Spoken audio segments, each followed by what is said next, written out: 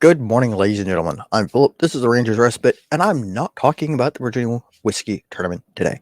Nope. Today I'm talking about a whiskey sample provided to me by Lost Lantern ahead of our interview with them on the Single Malt Frontier show. Um, but I have been meaning to get reviews done on my channel, and so I'm finally getting into it. Starting with weekends between bouts for the Virginia Whiskey Tournament, and then moving to either Fridays or Wednesdays in the rest of the year. I haven't decided yet.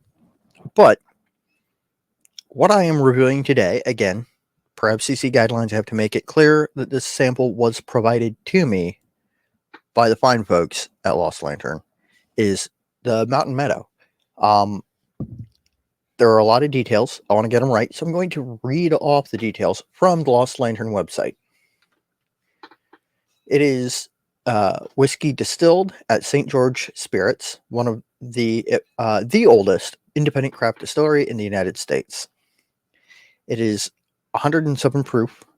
It has a 4-year age statement. Component barrels range in age from 4 years and 6 months to 7 years and 5 months.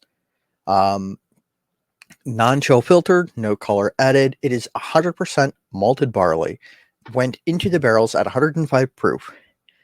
And the component barrels are one used 53-gallon cask that previously held Kentucky bourbon and then St. George single malt, one used 53-gallon oak cask that previously held Tennessee whiskey, and two brand new 59-gallon American oak casks. This is one of their slightly special releases. They have, color-coded labels, so you can tell at a glance what type of spirit is in each bottle based on the label color. The exception being the sort of cream and gold are their highlights, their personal picks for their best bottlings. And Mountain Meadow is one of those. So let's dive in. On the nose, there is like a nice citrus flower component. A lot of like floral notes in here. Citrus flower, multiflora rose. If you're on the East Coast, you'll know what that is. It's probably grows elsewhere, but I've never seen it anywhere as densely as it is here.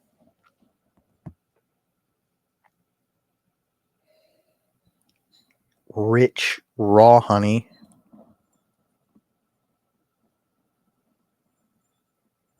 A nice bready core.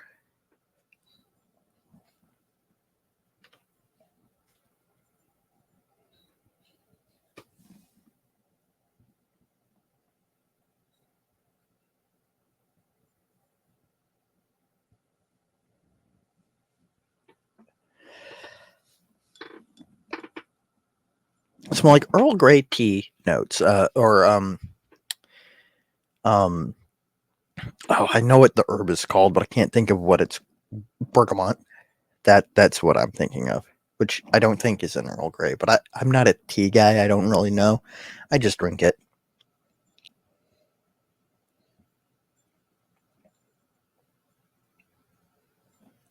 There's a note that I find difficult to articulate that is sort of a mix of like a bright woody note and sort of like a classic for me sort of dense sawdust and charcoal note that I frequently get from things that are aged in brand new barrels.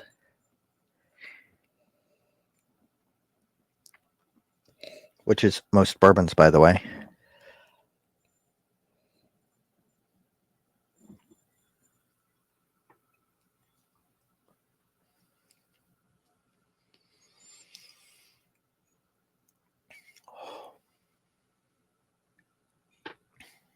Oh, wonderful stuff.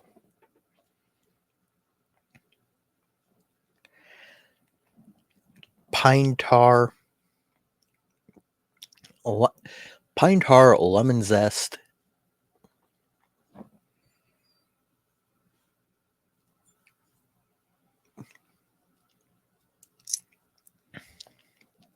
Like orange blossom water too, a little bit.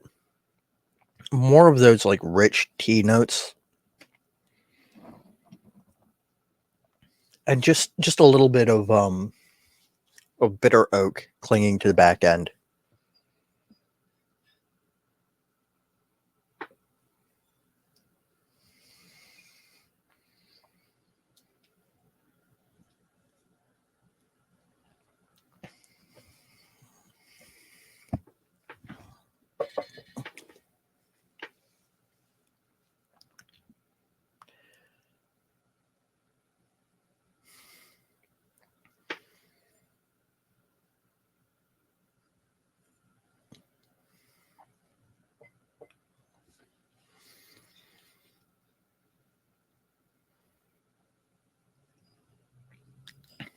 It really is. A lot of this flavor profile is if you took a mug of hot tea, zested a lemon into it, threw in some honey, stirred it up, and went, oops, all the liquid is now malt.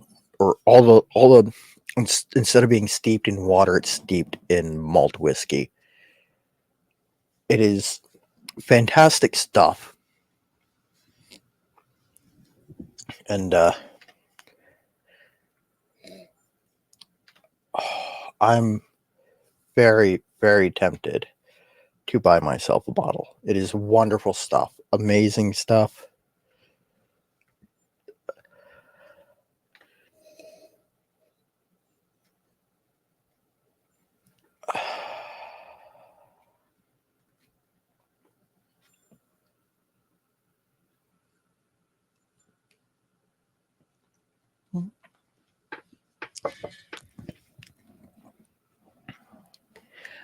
I'm a fan of the things that the folks at Lost Lantern do. Adam and Nora are incredibly kind people.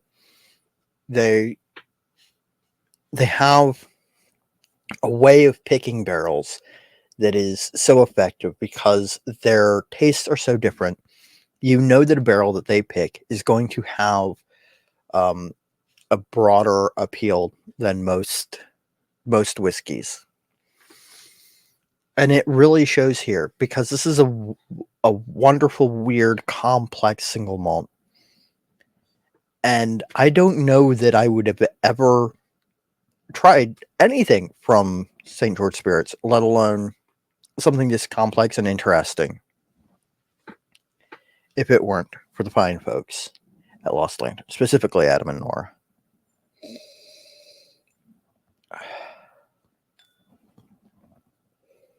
All right, and now we get to the meat of the video, as it were. There are 3 questions that I always ask. The first one is, do I enjoy it? Absolutely. I mean,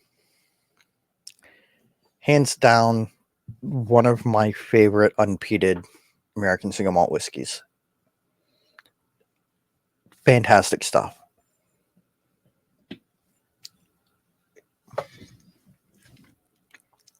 It's complex. It's welcoming. At 107 proof, you would expect it to be a little bit hot, but it isn't. It's got a nice warming sensation in the chest, but it doesn't dry your mouth terribly. It doesn't burn your taste buds. I think it's very well balanced in that regard. Next question. Do I think it's a good value? It is a full-size 750 milliliter bottle. It's $150. That is a lot of money for most folks. But it is absolutely worth it. I think that there are a few things that you can get anywhere near this at all. $150 may seem like a lot, but for a truly good bottle of American single malt whiskey, I don't think it's too much to ask. And do I recommend it? Absolutely. I think this is one of the most approachable American single malt whiskeys, um, without losing all of that incredible depth and interesting and diverse flavor profile, which is one of the things that you do run into when you're looking at an approachable whiskey. It's easy to say, ah, yes, this is a good introduction because it doesn't have a whole lot of complex flavors. It's got like a nice, simple, approachable feel. And there are some distilleries that build their brand on that. And there's nothing wrong with that. But if you're looking for something to really enamor your friends to the category of American single malt whiskey, and something that you too will enjoy, and every time you sip it, you will find something new within it, it's hard to beat. Honestly, very hard to beat. So that brings us to the part where I talk about what I've got going on. So, as with every summer, I'm currently running the Virginia Whiskey Tournament. We are between bouts at the time of this video's release. I haven't announced the winners from bouts 5 and 6 yet. I will. Don't worry. I will also update that. I promise. I just haven't gotten around to it. But starting Monday, bouts 7 and 8 will go live, and you'll have a chance to vote in those. As always, Instagram, Twitter. I appreciate your assistance in helping me bring to light all of the amazing distilleries within the Commonwealth of Virginia. If you like what I do and you would like to see more, not all of my whiskey is provided by distillers wanting me to review things or whom I am interviewing. In fact, most of my whiskey I paid for myself. And almost everything you see behind me, with the exception of one bottle and like a handful of samples, I paid my own money for. Doing this is expensive. I enjoy it. I hope you enjoy it. If you enjoy it, I have an Etsy shop. I sell wooden bowls. This is on the small side of the little wooden bowls that I make. I've got a bunch of them listed. There will be more to come. I also sell pens. I would really appreciate any support. Basically, the sale of one of my larger items equates to a whole bottle of whiskey that I can buy to review, to talk about in the Virginia Whiskey Tournament. And I would genuinely really appreciate any help that you can offer in that regard. I think that brings us to the end. So, thank you, Adam and Nora, for coming on to the Single Malt Frontier show with Doug and I. We really appreciate it. Thank you again for allowing me to have these samples to review of things that I would otherwise not be able to try. And for everyone else, stay happy, stay geeks, sláinte.